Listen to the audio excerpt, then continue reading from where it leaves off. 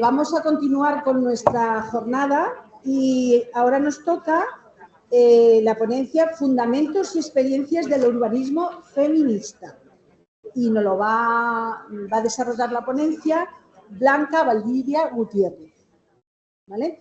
Os voy a hacer una breve reseña de quién es Blanca Valdivia. Blanca es licenciada en Sociología por la Universidad Complutense de Madrid y es doctorada en Gestión y Valoración Urbanística y Arquitectónica por la Escuela Técnica Superior de Arquitectura de Barcelona, de la Politécnica de Barcelona. Actualmente es investigadora postdoctoral con una beca Juan de la Cierva en la Facultad de Sociología de la Universidad Autónoma de Barcelona y pertenece al grupo de investigación CUIT, Centro de Estudios Sociológicos sobre la Vida Cotidiana y el Trabajo. Es la investigadora principal del proyecto financiado por el Instituto de la Mujer, denominado Espacios, Tiempos y Cuidados, el impacto de la dimensión urbana en los cuidados de larga duración. Ha sido cofundadora de la cooperativa Collective.6, que es una referencia en temas de la índole que estamos tratando hoy. Es una entidad de referencia en el ámbito del urbanismo feminista en Cataluña y a nivel internacional. Y desde 2005 ha desarrollado más de 500 proyectos en más de 150 ciudades y pueblos.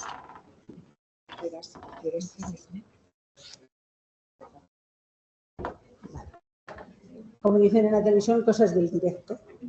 No sé cómo. Con Collectium ha publicado el ensayo Urbanismo feminista por una transformación radical de los espacios de vida y 7 guías sobre urbanismo, movilidad y movilidad con perspectiva de género. En 2021 ganó el premio Francesca Bonet-Maisson de la Diputación de Barcelona por el proyecto Ecosistema Urbano de Apoyo al Cuidado de los Municipios de Barcelona. Fue premiada igualmente en la convocatoria abierta de Futura Arquitectura, Plataforma de Futura Arquitectura, en el 2021 con el proyecto de Caring City, y en 2020 su proyecto Creación de una red de refugios ambientales y de cuidado en el barrio de la Prosperidad también fue premio. Y por último también fue premio el 8 de marzo el Ayuntamiento de Barcelona del 2020. Es decir, que es una especialista en todo lo que se refiere a urbanismo y cuidados, que es una cosa que nos atañe a todas las personas. Y por lo tanto le voy a dar la palabra, nos va a dar la ponencia, como he dicho, de Fundamentos y experiencias del urbanismo feminista y a disfrutar de su talento y de sus conocimientos. Muchas gracias por venir a Toledo.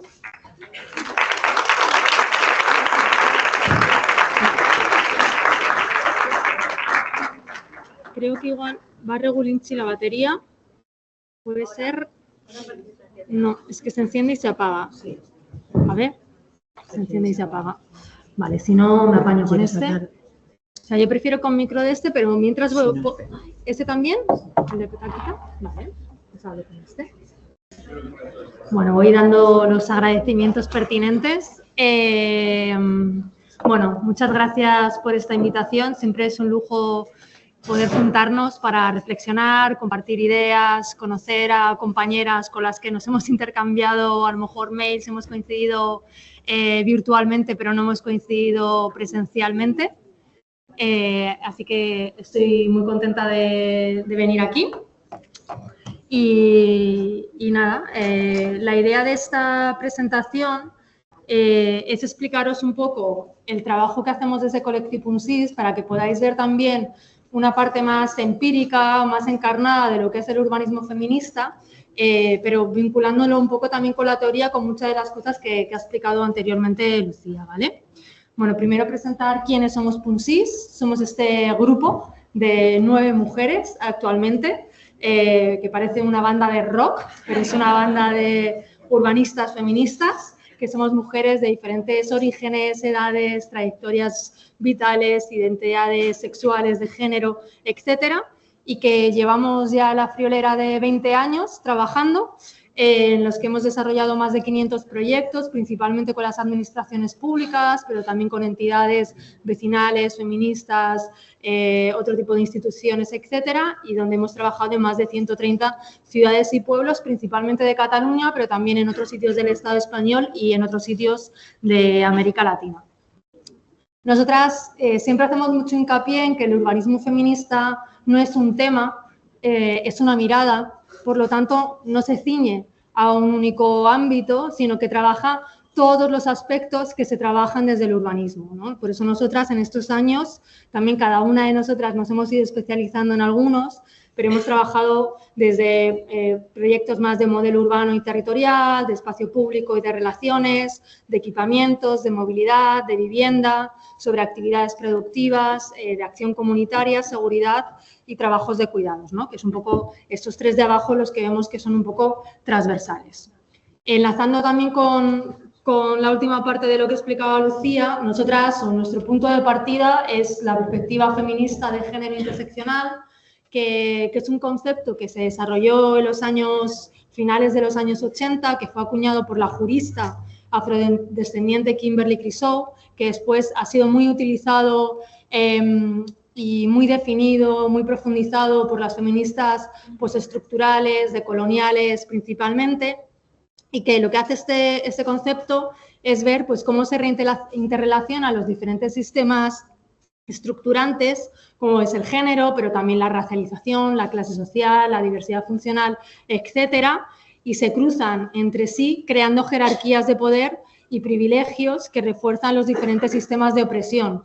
¿Qué sistemas de opresión? Pues el machismo, el racismo, el capacitismo, la transfobia, la lesbofobia, etcétera, ¿no? Es un concepto que desde nuestro punto de vista y sobre todo desde nuestra práctica, que está muy centrada en la participación y en la escucha activa e inclusiva de las personas que viven en los territorios, es esencial incorporar porque si no, a la perspectiva de género, si no tiene perspectiva interseccional, puede continuar reproduciendo desigualdades y reproduciendo jerarquías, ¿no? Y sabemos que, por ejemplo, en una ciudad como Barcelona, dos mujeres, pues una que es racializada, familia monomarental y con una trayectoria migrante, seguramente tiene, y que vive en nou barris, tiene un acceso a la ciudad, a los servicios, a la vivienda, a la movilidad totalmente diferente que una mujer española que vive en el Eixample, que no tiene personas a su cargo y que tiene un trabajo estable profesional, ¿no? Pues las dos son mujeres, pero tienen maneras de vivir la ciudad totalmente diferentes, ¿no? Y creemos que el urbanismo feminista tiene que abordar también estas injusticias, estas opresiones y privilegios que pueden cruzarse y que pueden seguir existiendo, ¿no? Nuestro punto de partida es la crítica hacia una ciudad que es capitalista y que es patriarcal, en la que estos dos sistemas, que son generadores de valores hegemónicos, se interrelacionan, ¿no? Uno de orden social y otro de orden económico, y que básicamente, bueno, pues construyen un territorio que sigue basado en la dicotomía de lo público y lo privado, que ahora más adelante explicaré un poco más, sigue basado en el crecimiento sin límites, ¿no? De nuestras ciudades. Nos parece que en las agendas urbanas se habla poco de hasta dónde tienen que crecer nuestras ciudades. ¿Tiene sentido que en el mundo haya más de 50 megalópolis? ¿Más de 50 ciudades con más de 10 millones de habitantes? Bueno, pues igual es una cosa que deberíamos empezar también a abordar, no solamente desde un punto de vista de la sostenibilidad ambiental, sino también desde el punto de vista de la sostenibilidad de la vida cotidiana y de la gobernabilidad y la democracia interna de los territorios, ¿no?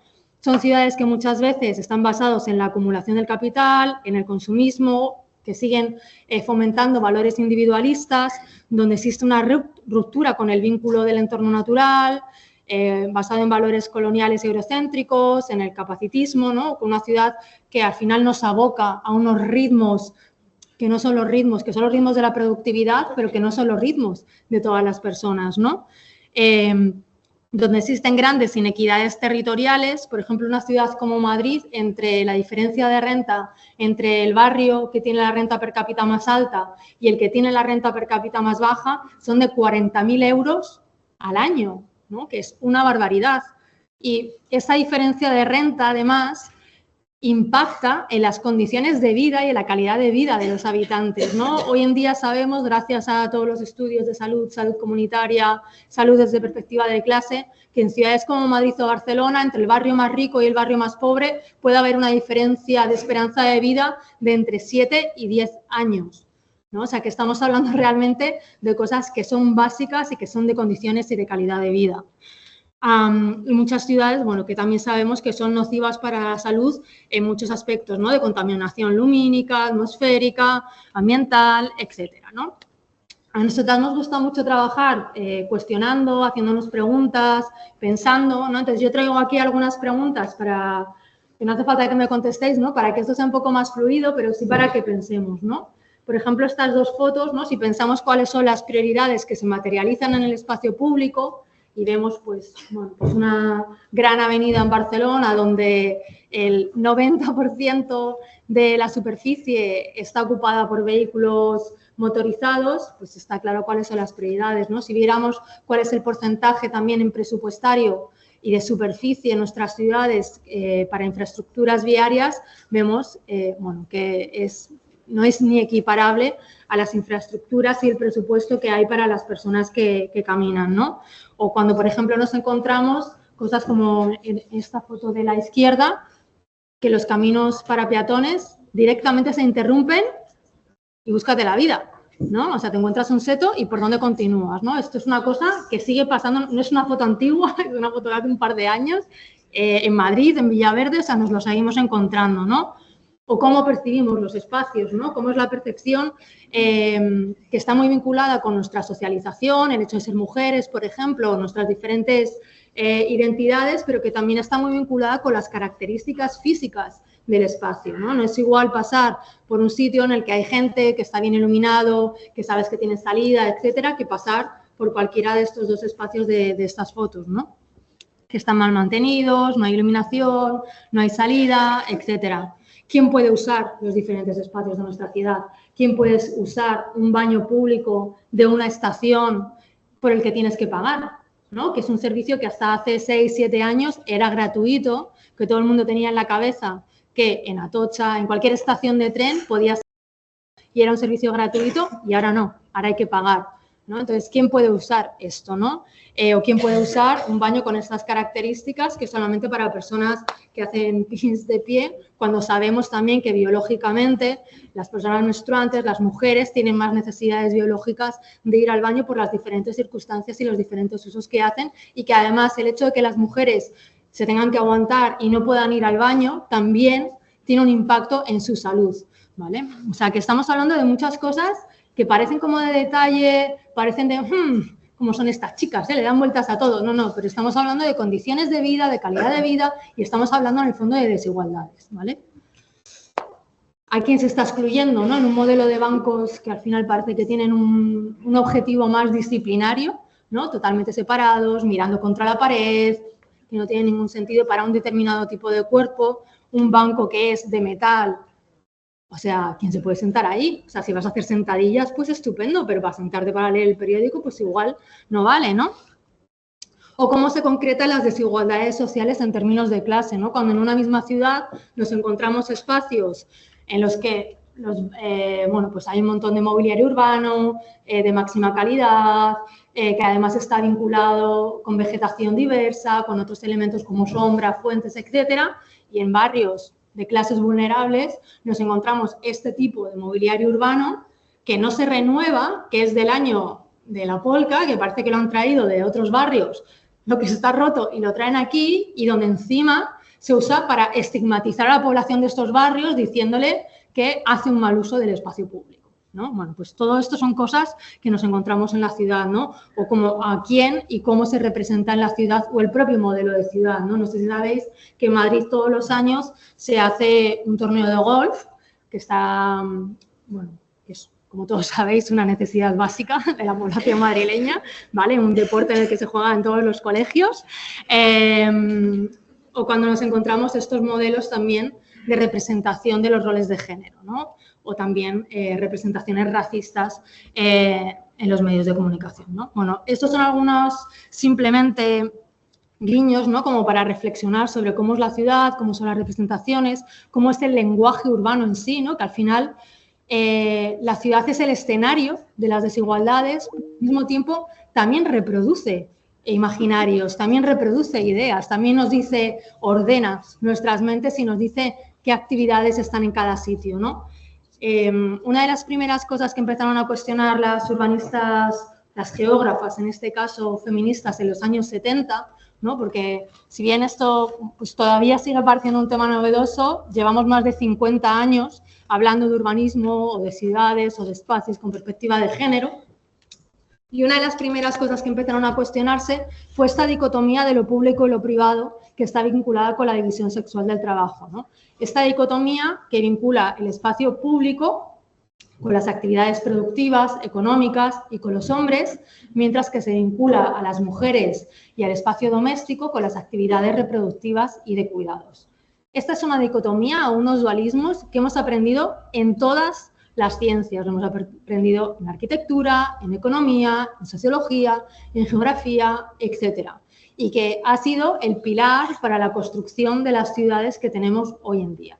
Sin embargo, las geógrafas ya en los años 70 decían que realmente es una falsa dicotomía, porque por una parte, bueno, no es universal, no es innata, nace a partir de la división sexual del trabajo, que comienza a darse en un momento histórico determinado, que es muy concreto, que es el inicio del capitalismo y es el inicio del proceso de industrialización en las ciudades europeas y del norte global, y que después comienza a darse en otros contextos y que además se empieza a dar o se da en determinadas clases sociales, ya que las mujeres de clases populares siempre han participado de la economía productiva.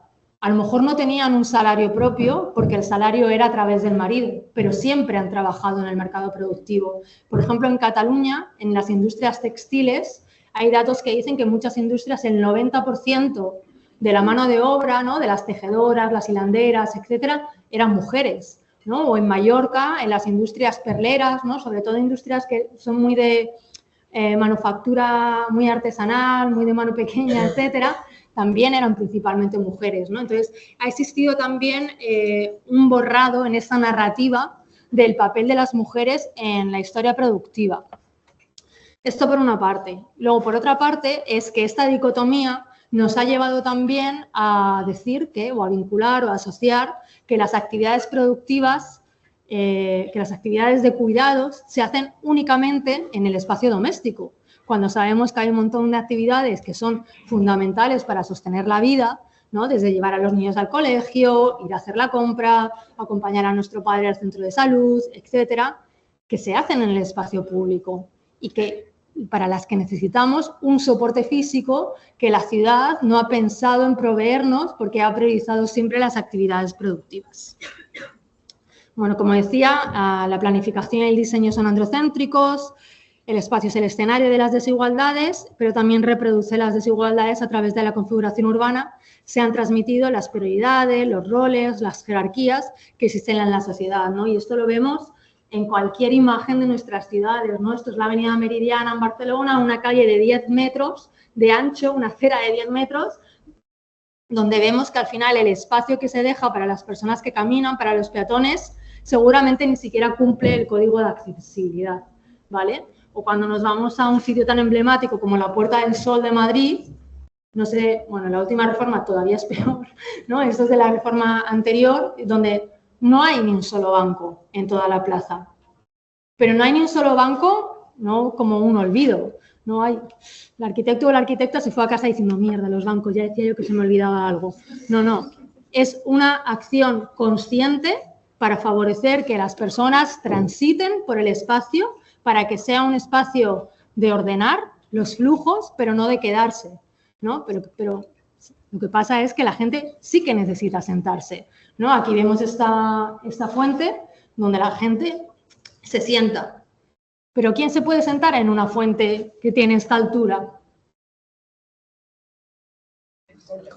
Gente joven, gente que es ágil, ¿no? Pero a lo mejor una persona mayor que necesita hacer una parada, o una mujer embarazada, o tú, bueno, si te da como un mareo o algo, tienes una circunstancia, no te puedes sentar ahí, ¿no? O sea, que los bancos, que es una de las grandes obsesiones de Punsís, hablaré más de bancos a lo largo de esta presentación, no son solamente un elemento básico de socialización, de relación, etcétera, sino que son un elemento básico para la movilidad de las personas, ¿vale? Bueno, estas prioridades y jerarquías las vemos en diferentes espacios, no me voy a entretener en esto porque ya voy mal de tiempo, pero podríamos preguntarnos, hacernos estas preguntas respecto a los equipamientos, a dónde se ubican, qué tipo de equipamiento, cómo son los accesos, cómo es el diseño, a la gestión del espacio público, al mobiliario, la movilidad, la seguridad, etcétera, ¿no? Frente a esto, ¿no? O sea, hemos acabado con la crítica, ahora empezaríamos con la parte más propositiva. Pues el urbanismo con perspectiva de género lo que ha buscado siempre es centrarse en la vida cotidiana, ¿no? Que es un concepto también que aportaron las feministas, las historiadoras, como Agnes Heller y otras, y lo que básicamente nos ayuda es a pensar en que en la vida cotidiana son las actividades que hacemos y que están vinculadas con un espacio determinado y con un tiempo concreto. Nosotras hablamos de estas 4 esferas, que sería la esfera productiva, que es la vinculada con el mercado laboral, la esfera reproductiva, que son todas las actividades que hacemos para sostener la vida, la esfera propia, que son las actividades personales que hacemos para nosotras mismas, ¿no? Desde juntarnos con amigas, ir a la biblioteca, al gimnasio, etcétera, y la esfera comunitaria, que son aquellas actividades en las que nos juntamos con otras personas con un objetivo común. Cuando estás en un colectivo religioso, feminista, ecologista, en una asociación de padres y madres, en una asociación vecinal, etc. Si tuviésemos una ciudad que fuese equitativa, se deberían poder satisfacer estas 4 necesidades de una manera pues más o menos equitativa, ¿no? Sin embargo, tenemos una ciudad que claramente prioriza la esfera productiva y el resto de actividades quedan un poco los márgenes, ¿no?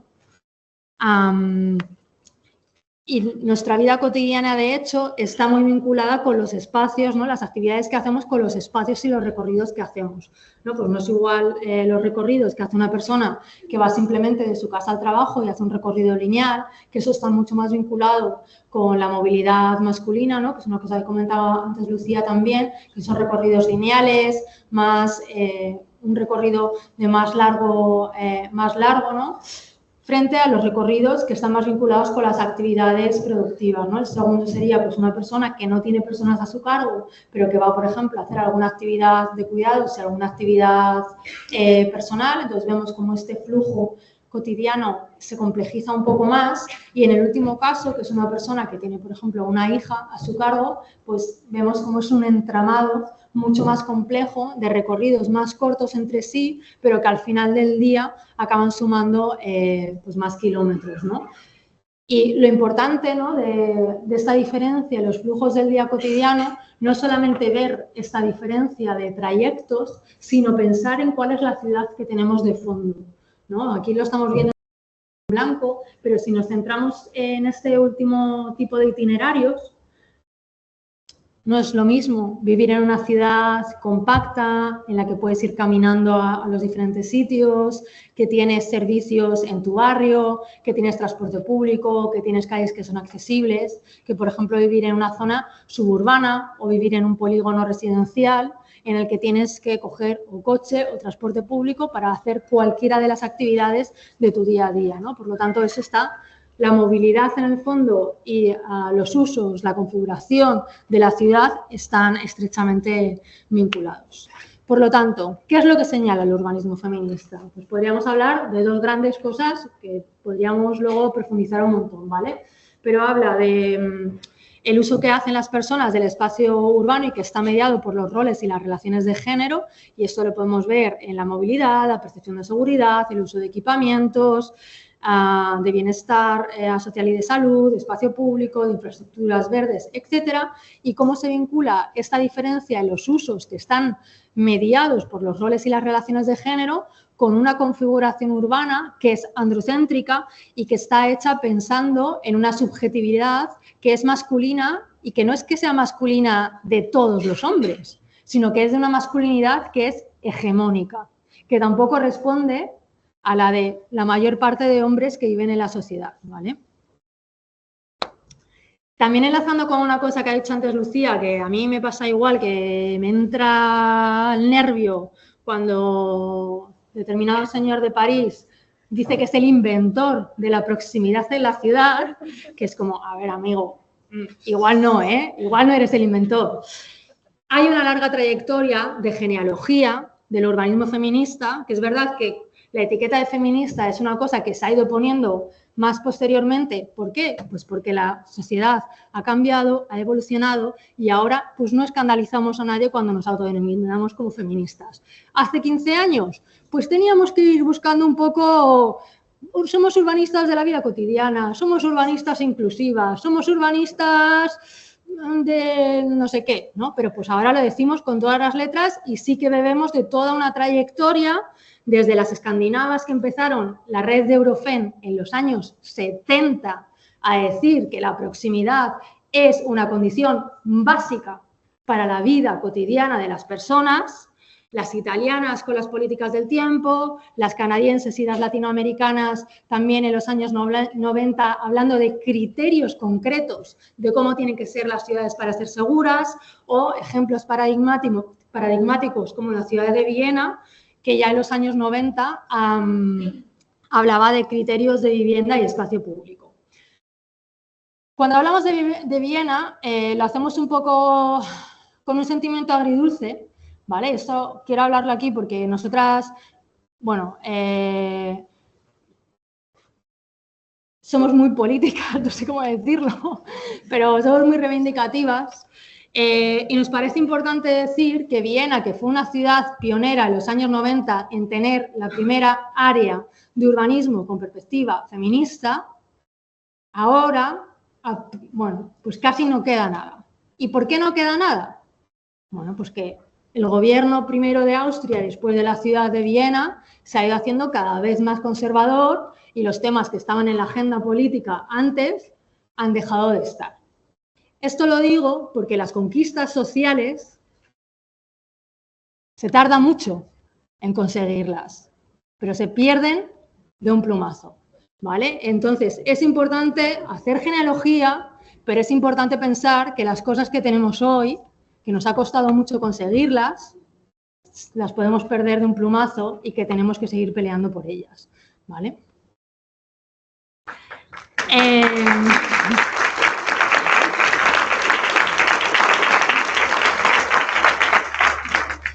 Pero hoy tenemos otros ejemplos de ciudades como por ejemplo Montevideo o muchas otras que siguen haciendo cosas interesantes, ¿vale? O sea que también son ciclos. Vale. Como decía antes, el urbanismo feminista no es un tema, sino que es una manera de mirar el urbanismo, pero para nosotras sí que hay tres temas que consideramos que son transversales, que afectan a las diferentes escalas del urbanismo, que son los cuidados, la seguridad y la autonomía y la participación y la experiencia de las comunidades. Cuando hablamos de cuidados, hablamos de cambiar las prioridades poniendo la vida y los cuidados en el centro. Cuando hablamos de seguridad, hablamos de hacer espacios y ciudades seguras para todos y todas y todes, libres de violencia machista, transfobia, racismo, LGTBofobia, etcétera, y de la participación y la experiencia de las comunidades. Voy a ir un poco desgranando cada uno de estos temas. Voy a hacer la idea, explicaros un poquito nuestro punto de vista desde así como más teórico o conceptual y luego explicaros ejemplos de proyectos que hemos desarrollado en estas tres líneas, ¿vale? Bueno, la pregunta inicial siempre en ese trabajo es ¿cuál es el espacio para los cuidados y la vida cotidiana en la ciudad? Las que tenéis personas a vuestro cargo o hacéis cuidados para vosotras o tenéis que ir a buscar alimentos, etcétera, o cuidáis de vuestra abuela, de vuestra madre, de vuestro hermano, de vuestra prima. Pensad, ¿no?, hacer un ejercicio de cuáles son los espacios en la ciudad que tenéis como para cuidar y cuáles son las condiciones que tienen. Para nosotras siempre es importante partir de esta, bueno, de alguna definición de cuidados, que nos gusta mucho hasta de Tronto, porque creemos que es un concepto que ha conseguido situarse en la agenda política en los últimos años, pero esto ha hecho también que pierda un poquito de contenido crítico, que se romantice un poco los cuidados y que hablemos de cuidados desde una perspectiva un poquito naif, ¿vale? Entonces, pues los cuidados, actividades de especie que incluyen todo aquello que hacemos para mantener, continuar y reparar nuestra vida, nuestro mundo, de tal forma que podamos vivir en él lo mejor posible y este mundo incluye nuestros cuerpos, nuestros seres y nuestro entorno, todo lo cual buscamos para entretejerlo en una red compleja que sostiene la vida. El feminismo desde los años 70 ha problematizado la reproducción social, ha rechazado el sometimiento de las mujeres a la familia a partir de los roles de género, la naturalización de las tareas domésticas, ¿no?, porque el gran problema es que el trabajo reproductivo no tenía un valor social y no tenía un valor económico y se daba como algo natural, ¿no? Como decía Pascuala Campos, el hecho de que se naturalice hace que no se piense en qué se necesita para ir a llevar a los niños al cole o qué se necesita para hacer los alimentos, por ejemplo, ¿no? Existe una amplia genealogía en torno al concepto de cuidados, desde corrientes además muy diferentes, y se han situado en la agenda política. Quería situar aquí un poco esta gran chapa que intentaré sintetizar, porque creo que aparte de cuidados se ha hablado como mucho en los últimos años de la crisis de cuidados y a veces cuesta un poco definirla o decir a qué nos estamos refiriendo con esto de la crisis de cuidados, ¿vale? Bueno, pues la crisis de cuidados habla, por un lado, de una transición demográfica que se ha dado con el aumento de la esperanza de vida, pero con cada vez tener población que necesita un cuidado de larga duración porque tienen como más enfermedades, más patologías, etcétera. Y por otro lado, la incorporación masiva de las mujeres al mercado laboral que ha llevado a la disminución de la disponibilidad familiar y comunitaria de las mujeres para el trabajo de cuidados. Es decir, tenemos más necesidades de cuidados intensos, sin el soporte de la comunidad o de la familia extensa que existía anteriormente y encima con unas mujeres que están mucho más volcadas en el mercado laboral y que por lo tanto tienen que compatibilizar muchas veces esta esfera del cuidado doméstico con la del trabajo productivo. Es verdad que ha habido cambios en la sociedad y que tenemos una sociedad un poquito más corresponsable, pero la dedicación de horas de mujeres y hombres en el Estado español y en el mundo sigue siendo totalmente asimétrica. Las mujeres dedicamos el doble de horas que los hombres a los trabajos domésticos y a los trabajos de cuidados. Y esto es así no solamente en las generaciones de mujeres más mayores, esto es así en todas las generaciones, ¿vale? O sea que las chicas más jóvenes siguen todavía teniendo una carga y una responsabilidad de los cuidados, tanto los materiales como la carga mental de los cuidados, que es totalmente asimétrica a la de sus compañeros coetáneos, ¿vale? Vale, simplemente unas pinceladas que creemos que son importantes vinculadas con los cuidados es, bueno, que frente a la falacia del capitalismo, recordar que todas las personas somos vulnerables, que la vulnerabilidad es una cosa innata a los seres humanos, que para que nuestras vidas puedan ser vividas necesitamos del cuidado de otras personas, por lo tanto vivimos en una situación de interdependencia y ecodependencia, que las personas tienen que ser autónomas y tener agencia, las personas dependientes, que existe una diversidad de cuidados para cada persona en cada etapa de nuestra vida y que tenemos que pensar en cuidados más allá de los lazos familiares y sanguíneos. ¿Por qué? Bueno, pues porque como comentaba también Lucía, los modelos de convivencia familiares están cambiando, cada vez hay personas, más personas que viven solas, que no tienen criaturas, etcétera. Entonces, bueno, tenemos que pensar otros modelos de soporte para los cuidados, para cuando seamos mayores, cuando nos pongamos enfermas, etcétera, que no estén únicamente basados en la familia nuclear. Y lo que nos atañe aquí en la Escuela de Arquitectura es que pensar los cuidados desde una perspectiva comunitaria, ¿no?, o de red afectiva, necesita unas condiciones materiales para poder llevarse a cabo. Porque yo puedo querer cuidar a los hijos de mis amigas, pero es que si resulta que viven en otro pueblo o que viven súper lejos o que no tengo un espacio colectivo para un grupo de crianza, para una cocina comunitaria, para una lavandería colectiva, es imposible que podamos colectivizar y hacer una democratización de los cuidados, ¿no? Entonces, creo que este es uno de los puntos que el urbanismo y la arquitectura se tiene que poner las pilas, que realmente si vamos hacia un modelo de corresponsabilizar y de una organización social más democrática de los cuidados, tenemos que pensar en cuáles son las condiciones materiales, urbanas y arquitectónicas que lo puedan soportar y que lo puedan apoyar, ¿vale?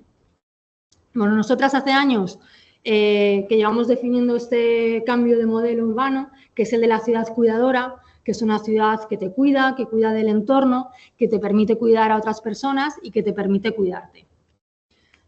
Algunos trabajos, ¿vale?, que hemos hecho en este ámbito. Bueno, pues hicimos este trabajo del ecosistema urbano de apoyo a los cuidados en los municipios de Barcelona, que es una herramienta para evaluar el apoyo material de los cuidados, que está dirigida principalmente a personal técnico, porque muchas veces nos encontramos con personal técnico que tiene ganas, ¿no?, de incorporar, de hacer políticas, pero no sabe cómo hacerlo, ¿no? Entonces, esto no es, a nosotros no me gusta hacer manuales en plan, tienes que hacer esto, esto, esto y esto, sino que nos gusta hacer como herramientas que sean un poco para evaluar qué es lo que existe en tu municipio. Además, es una herramienta que permite trabajar en municipios muy pequeñitos, ¿no? Esta lo implementamos en Sant Feliu de Llobregat, que está en el área metropolitana de Barcelona, pero también lo implementamos en Masquefa, que es un municipio de La Noia, que tiene 7.000 habitantes y que es de zonas de urbanizaciones, ¿no? Entonces, es una herramienta para que los equipos técnicos, pero también las personas de colectivos sociales puedan evaluar cómo está su territorio y, bueno, y a partir de aquí pensar en acciones concretas, ¿no? Está basado en 3 escalas del territorio, ¿no?, en cómo es la estructura urbana de los cuidados, en cuáles son las infraestructuras de los cuidados y cuáles son los elementos de apoyo a los cuidados.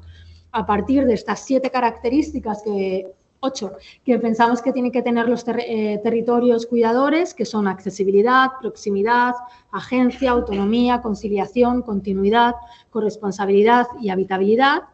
Y a partir de aquí, pues se ha hecho todo un despliegue de indicadores, que al final son 42 y que están, bueno, perfectamente resumidos en esta guía que podéis descargar gratuitamente desde nuestra web o desde la web de la Diputación, que está en catalán, pero que ya sabéis que Google Translate hoy en día lo traduce todo perfectamente. Otro proyecto que hicimos que nos parece como reseñable, porque tenemos también desde hace unos años esta idea de trabajar los cuidados desde una perspectiva más holística y vinculada con el medio ambiente, y es una red de refugios ambientales y de cuidados en Barcelona. En Barcelona, desde hace como 4 o 5 años, se ha hecho una red de refugios que está aprovechando las bibliotecas, museos y otros centros para que las personas, cuando hay una ola de calor, puedan ir allí a guarecerse. ¿Pero qué pasa? Claro que son como puntos que si estás a 40 grados, no hay una sombra, no hay un banco, ¿cómo llegas hasta ahí? Que son sitios que vas allí, te quedas en el hall y ¿qué haces? ¿Estás ahí toda la tarde? ¿No? Entonces, hicimos este proyecto en un barrio que es el de Prosperitat con las entidades vecinales, con la idea, bueno, de poder complementar y que los refugios climáticos fueran climáticos y de cuidados, ¿no? Pensando pues en todo lo que tiene que haber, ¿no?, de la conectividad, de posibilidad de actividades simultáneas, de los caminos accesibles para poder llegar a ellos, etcétera, ¿no? Y ese proyecto, además, acabó con una intervención en el espacio público en el que estuvimos trabajando con más de 30 mujeres del territorio, en la que construimos una carpa, bueno, plegable, ¿no?, para actividades, ¿no?, que cosimos nosotras, hicimos una plantación de vegetación y además construimos algunos bancos. ¿Vale? Ese proyecto es la red comunitaria de cuidados en el entorno de la vivienda, con esta perspectiva también de intentar socializar los cuidados en el entorno de proximidad, y lo que se basa es que un grupo de personas en un entorno próximo de unos, como mucho, 400 metros, puedan pensar cuáles son las necesidades que tienen en común, pensar cuáles son los recursos que tienen en común y que puedan, bueno, pues colectivizarlos, ¿no? Pues vale, pues yo vivo en una cooperativa, tú vives en una casa que es muy grande y que tienes una habitación vacía, tú vives en un edificio que es de vecinos pero que tiene un local vacío, vale, pues con esto ¿qué podemos hacer? Vale, pues por nuestro perfil necesitaríamos poder tener un espacio que sea de grupo de crianza, vale, pues mira, en mi cooperativa hay un sitio que lo podemos utilizar. Pues mira, en mi edificio hay una cocina colectiva, pues podemos una vez a la semana hacer comida y prepararnos tuppers para el resto de semana, ¿no? Entonces, es un proyecto que parte de una perspectiva teórica y hemos ido aterrizando, ¿no?, a lo largo de los años, y que lo estamos como trabajando en diferentes barrios, porque también la idea es que parta mucho del contexto y de las necesidades de la red de apoyo concreta de ese barrio y también de los recursos que existen en ese barrio, ¿no? Y que, bueno, estamos muy contentas con este proyecto. El segundo tema transversal sería el de la seguridad y la autonomía, que para nosotras es tener autonomía y libertad para usar los espacios públicos a cualquier hora del día, que están más allá del crimen, y con la importancia de trabajar con la percepción, ¿no? Sin embargo, ¿no? Es importante trabajar de la percepción, pero la percepción está mediada por los roles y las relaciones de género. ¿Por qué roles y relaciones de género? Bueno, pues estos son datos de la Unión Europea, donde vemos que 1 de cada 3 mujeres ha experimentado violencia física o sexual, 1 de cada 2 mujeres ha experimentado acoso sexual y 1 de cada 20 mujeres ha sido violada. Esto es una cosa que nos atraviesa a todas las mujeres y nos atraviesa en el proceso de socialización en el que en toda la vida, en nuestras casas, en el cole, los medios de comunicación, etcétera, nos han dicho que tenemos que tener miedo a salir solas y a estar en la calle de noche, ¿no? Esto es un proceso de socialización que luego cada una ha tenido las estrategias que haya tenido para hacerlo o no hacerlo, pero la socialización de género es esta, ¿vale? De hecho, ese es un diagrama que siempre nos gusta enseñar de cómo las diferencias en la percepción de seguridad en tu propia calle, dependiendo de la edad y del género, donde vemos que las mujeres que más percepción de inseguridad tienen son las más jóvenes, las de menos de 35 años, que las mujeres de 35 a 64 tienen menos percepción y que vuelve a subir un poquito entre las mujeres mayores. Pero vemos una cosa muy curiosa, que entre los hombres más jóvenes tienen una percepción de seguridad muy baja, ¿no? De solamente un 4,8%, y según se van haciendo más mayores, su percepción de inseguridad aumenta, ¿vale? Este diagrama da para comentar muchas cosas sobre la vulnerabilidad, la percepción, las estrategias, etcétera, pero no tenemos tiempo para hacerlo, así que si queréis luego lo podemos comentar. ¿Cuál es nuestra perspectiva de la seguridad? Bueno, pues tradicionalmente la seguridad es uno de los grandes temas que se trabaja en el urbanismo, porque además que se politiza mucho, que sirve para hacer mucho escarnio, que sirve para estigmatizar mucho a poblaciones, a barrios, etcétera, y que normalmente se trabaja desde una perspectiva más del crimen, pero no se trabajan, por ejemplo, otro tipo de violencias que no están tipificadas por el Código Penal, pero que son, bueno, pues las que muchas veces nos hacen que nos sintamos inseguras, ¿no? A mí a lo mejor, pues evito pasar por un sitio donde hay un grupo de chicos en la calle que están riéndose, a lo mejor no me ha pasado nada y no me va a pasar nada, pero bueno, pues el que me estén mirando o el que me digan algo que es, bueno, es un tipo de violencia simbólica, es lo que va a hacer, va a condicionar mi desplazamiento cotidiano, ¿no? Pero además de los temas vinculados con el crimen y con las violencias simbólicas, económicas, etcétera, existen otros temas de inseguridad, como por ejemplo las inseguridades vinculadas con temas medioambientales, ¿no? Pues cuando tú vives al lado de una cementera o cuando vives al lado de una antena enorme de telefonía, o, por ejemplo, la seguridad vial, ¿no? Como a las personas mayores, por ejemplo, a las criaturas, pues tienen mayor miedo, por ejemplo, de una cosa tan básica como cruzar un semáforo, porque el tiempo del semáforo no está teniendo en cuenta la caminabilidad de una persona mayor que camina más despacio, ¿no? Nosotras hemos seguido un poco los 6 principios de seguridad de la ciudad de Montreal, que se hicieron en los años 90, que son saber dónde estás y dónde vas, ver y ser vista, escuchar y ser escuchada, poder escapar y obtener auxilio, vivir en un ambiente limpio y acogedor y actuar conjuntamente, y los hemos transformado en cualidades y criterios que deben tener los espacios, que es espacios que estén señalizados, que sean visibles, que sean vitales, que estén vigilados, que estén equipados y que sean comunitarios. Y a partir de estas 6 cualidades hemos generado condicionantes, criterios, bueno, y un montón de materiales, ¿vale? Y donde lo hemos trabajado principalmente es en las marchas exploratorias, que es una metodología de la que seguramente habéis hablado y habéis escuchado, que comenzaron a desarrollar las compañeras canadienses a finales de los años 80, y que es básicamente un grupo de mujeres que caminan por el espacio público y que van, bueno, pues mirando cuáles son las cosas que les generan percepción de inseguridad.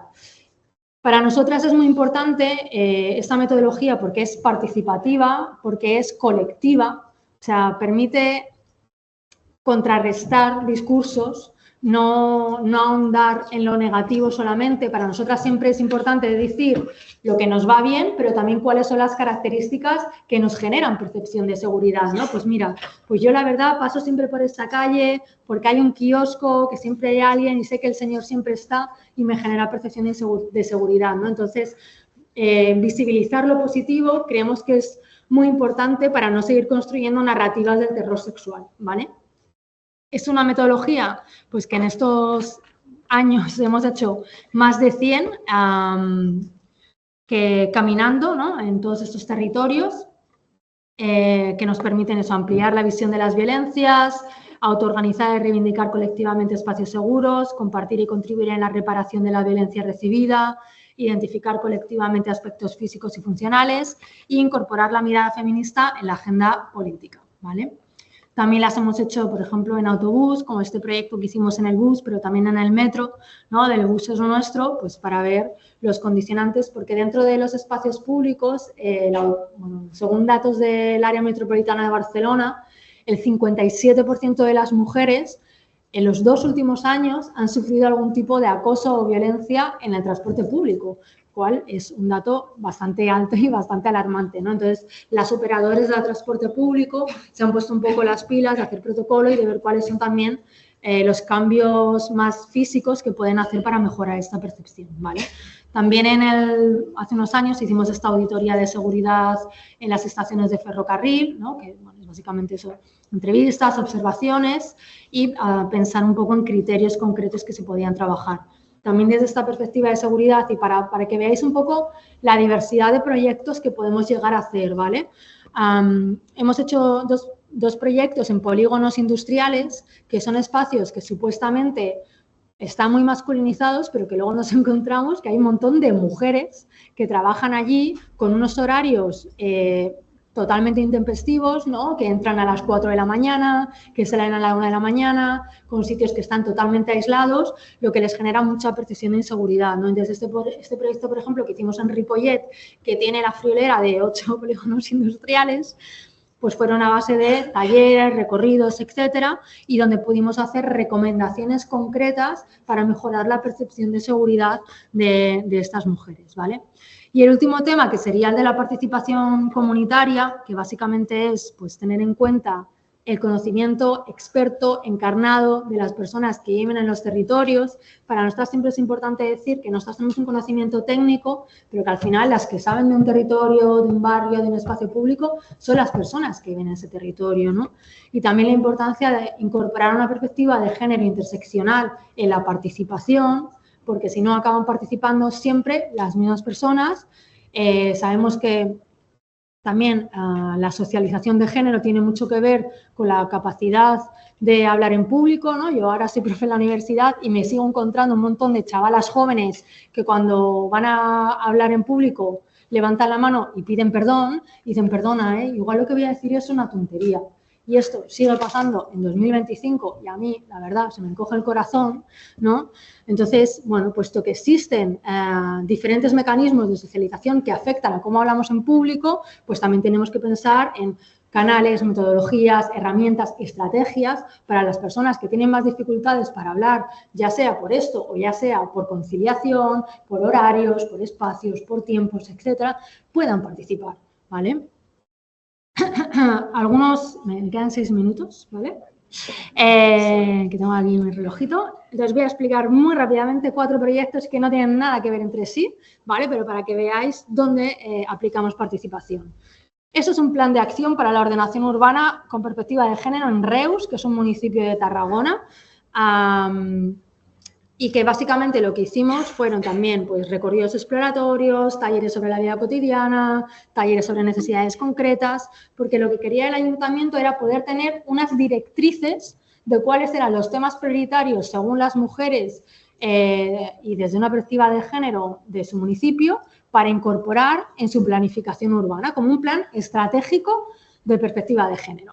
Pues después de todas estas metodologías, nosotras indicamos 6 ámbitos que son cuidados, percepción de seguridad, redes de movilidad, habitabilidad, autonomía económica y fortalecimiento comunitario, y de cada uno de estos ámbitos había unas directrices concretas, y de cada una de estas directrices, otra cosa que nos pedía el ayuntamiento es que hiciéramos una propuesta de acciones concretas, ¿vale? Estas acciones concretas, pues las llegamos a concretar y a mapificar, y para que veáis un poco el tipo de resultados o el tipo de acción que proponíamos. Es que no veo nada, todo el rato me doy la vuelta, pero no...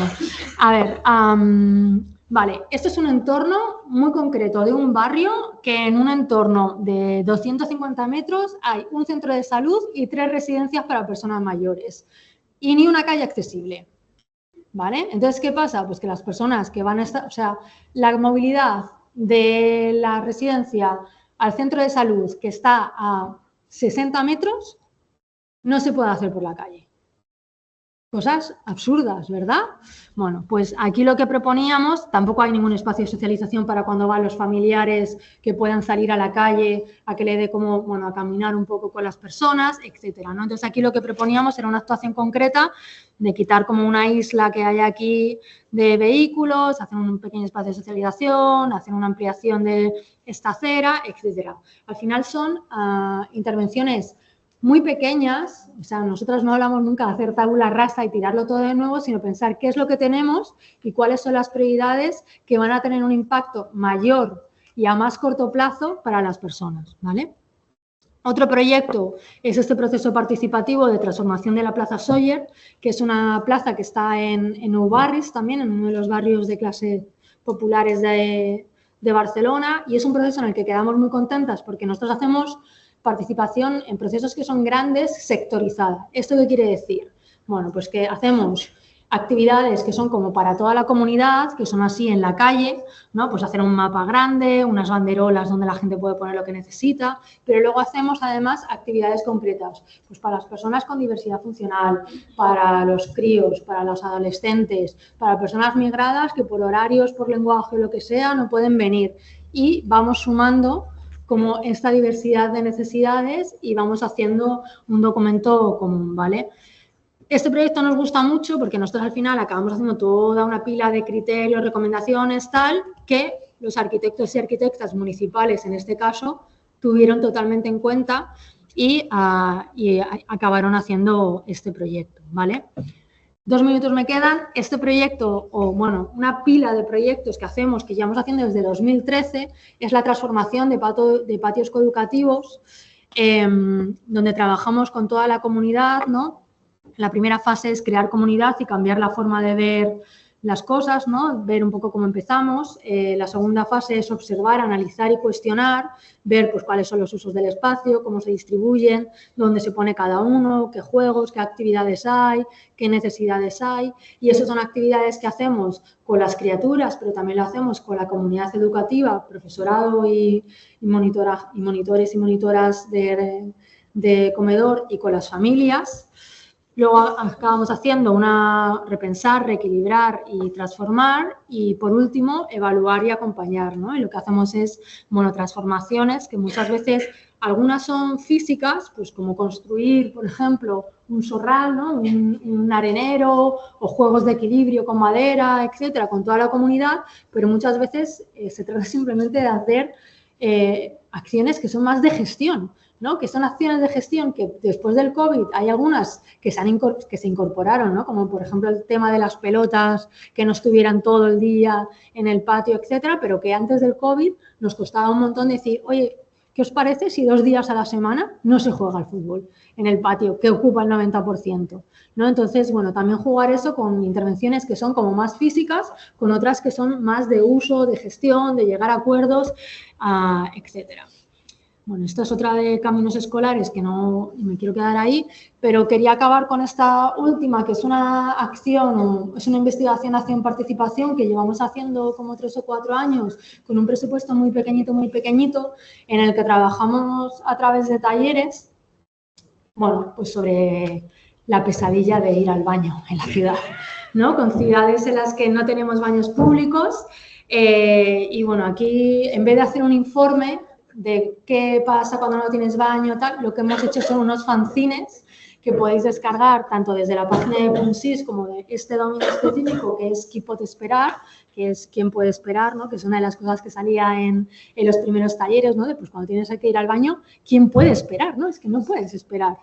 Y hemos ido desarrollando como todos estos materiales que son, bueno, que están en catalán, pero son viñetas, así que son fácilmente, se pueden descargar y podéis hacer, nosotras felices de que los uséis y los difundáis por el mundo, ¿no?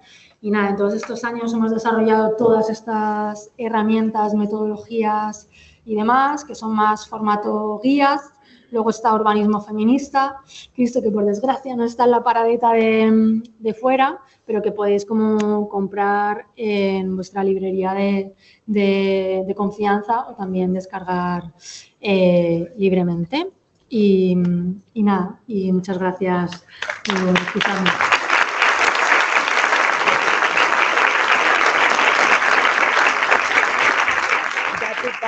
Ahora, si te quieres hacer algún tipo de pregunta, yo voy con esto si funciona. Vale.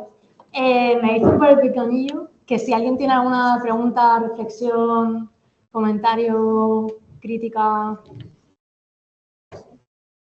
No sé. ¿Alguien tiene? No. Mira, yo me había apuntado aquí una cosa para decir a partir de lo que había explicado Lucía, pero se me ha olvidado porque tengo una letra que no la entiendo luego. Qué bueno, muy bien. Entonces, mientras sacáis ahí la vergüenza, voy a decirla, que es que hay todo un debate sobre las políticas de identidad y las políticas de redistribución, ¿no? Que de hecho hay un libro entre Judith Butler y Nancy Fraser, que os recomiendo mucho que habléis, porque Nancy Fraser, que bueno, es una feminista materialista, habla mucho de que durante muchos años han hecho políticas de identidad, que es súper importante, porque lo que ayudan es a visibilizar las diferencias, a visibilizar las desigualdades, pero que no nos podemos olvidar de que las políticas de visibilidad tienen que ir de la mano de políticas de redistribución, ¿no? De políticas que hablen de cuáles son las condiciones materiales e inmateriales para que las desigualdades dejen de existir, ¿no? Y que Lucía está de acuerdo conmigo. Hay una pregunta, yo tengo una pregunta para ti que tiene que ver con el urbanismo feminista, que es una cosa que aparece en el libro y que en el libro de urbanismo feminista... Que no te he entendido antes. ¿Con él? Con el libro de urbanismo feminista.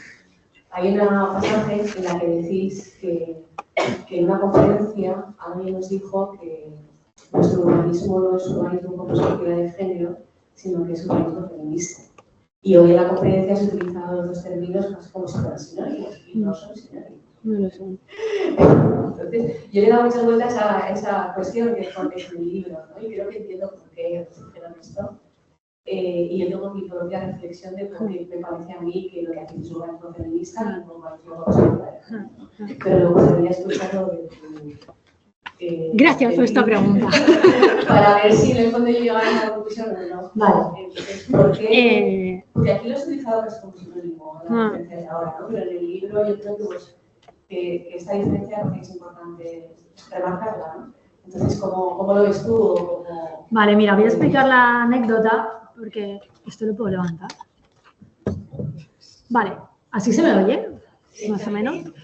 A ver, nosotras en una charla estaba Teresa del Valle, que es una antropóloga feminista ultra mega reconocida, ultra mega referente para nosotras.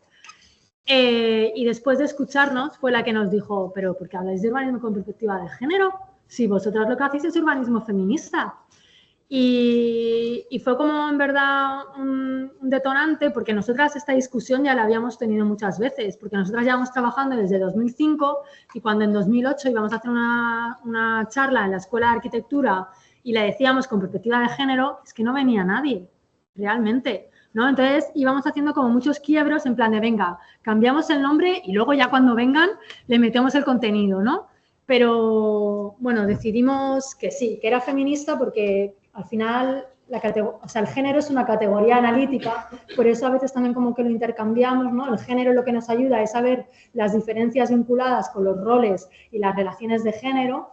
y todo lo que deriva en esto, ¿no? Y nos permite ver también pues, cómo se construye la perspectiva androcéntrica en los diferentes ámbitos de conocimiento, y para nosotras decir que trabajamos desde una perspectiva feminista es como un posicionamiento político, ¿no? De hecho, ahora también estamos hablando más o a mí me gusta decir que trabajamos desde una perspectiva feminista encarnada, ¿no? Porque para nosotras es una cosa súper encarnada, súper visceral. Nosotras leemos mucha teoría, hablamos con muchas mujeres, pero al final es que esto es una cosa que es fuego y que cada una de nosotras trabaja unos temas que son los que nos tocan la piel, ¿no? O sea, yo pues estoy aquí, ha venido mi madre, salido mamá, y yo trabajo en el ámbito de los cuidados, pues porque esa señora ha estado cuidando a todo el mundo durante toda su vida, a sus hermanos, a sus padres, a sus hijos, a sus nietas, a su marido enfermo, y yo he visto que lo ha hecho con unas condiciones bastante malas, con una falta de reconocimiento social, y que si hubiese tenido pues, otros medios para poder hacerlo, pues hubiese tenido un poquito una mejor vida, ¿no? Entonces, es una cosa como que que es súper encarnada, ¿no? Yo ahora trabajo sobre las características residenciales de las residencias, porque mi padre está en una residencia y su residencia anterior estaba en un polígono industrial, que es como, ¿a quién se le ocurre poner una residencia en un polígono industrial? ¿Quién da esa licencia? ¿No? Entonces, pues es esta parte como muy de querer cambiar las cosas, de querer transformar, de querer erradicar las desigualdades, de que el género nos sirva eso como categoría analítica, pero no quedarnos ahí, porque no nos vale con la descripción de la realidad. Lo que queremos es transformarla y transformar las prioridades, y las prioridades que nos súper atraviesan a todas.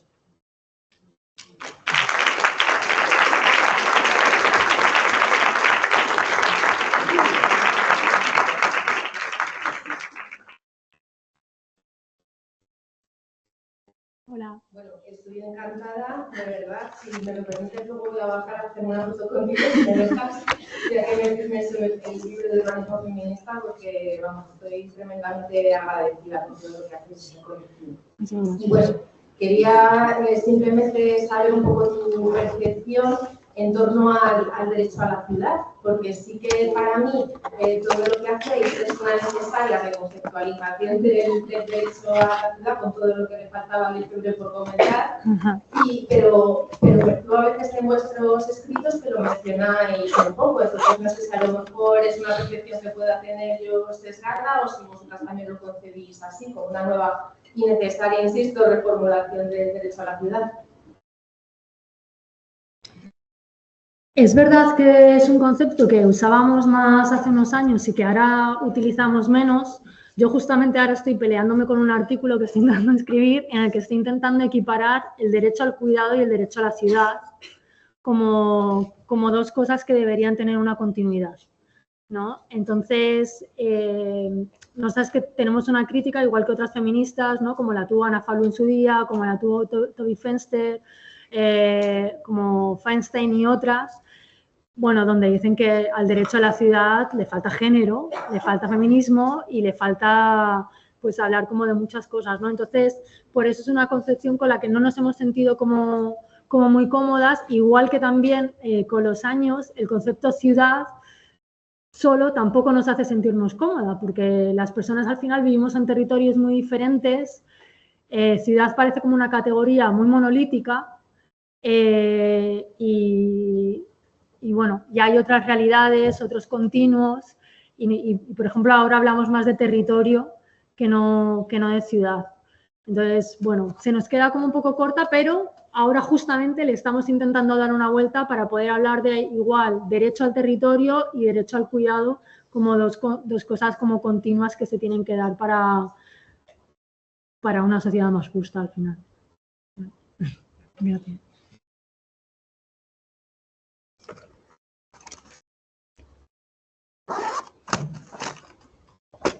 Vamos a concluir aquí Sí. la intervención, gracias, y vamos a pasar a la siguiente. Muchas gracias.